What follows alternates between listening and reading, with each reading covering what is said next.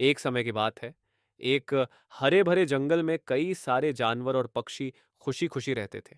वहाँ एक छोटा शरारती खरगोश था जिसका नाम था चीकू। चीकू का सबसे अच्छा दोस्त एक तोता था, जिसका नाम मिट्ठू था। चीकू और मिट्ठू हमेशा साथ रहते, खेलते और जंगल की सैर करते। चीकू और मिट्ठू दोनों बहुत अच्छे दोस्त थे। एक दिन जंगल में खेलते-खेलते उन्होंने एक पेड़ के नीचे एक छोटा-सा गिलहरी का बच्चा देखा। उसका नाम बबलू था। बबलू बहुत उदास लग रहा था। चीकू और मिट्ठू उसके पास गए और पूछा, "क्या हुआ बबलू? तुम उदास क्यों हो?" बबलू ने कहा, मेरे परिवार के सभी सदस्य बहुत दूर चले गए हैं।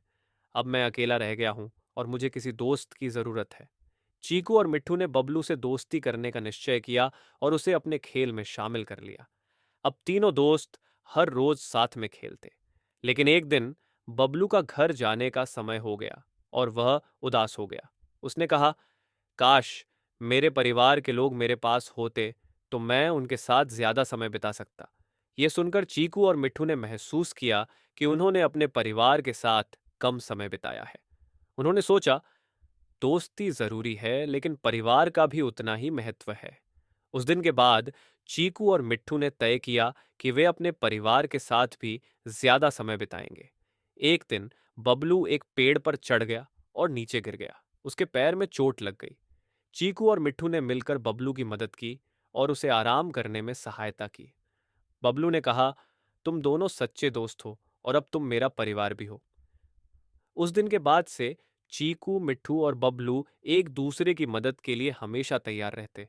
समय बीतता गया और तीनों दोस्तों ने एक दूसरे के साथ बहुत अच्छे पल बिताए।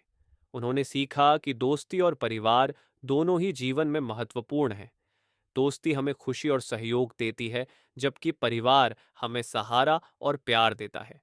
सीख, इस कहानी से हमें यह सीख मिलती है कि दोस्ती और परिवार दोनों हमारे जीवन का अभिन्न हिस्सा है। सच्चे दोस्त मुश्किल समय में हमारे साथ होते हैं और परिवार हमें बिना शर्त प्यार देता है।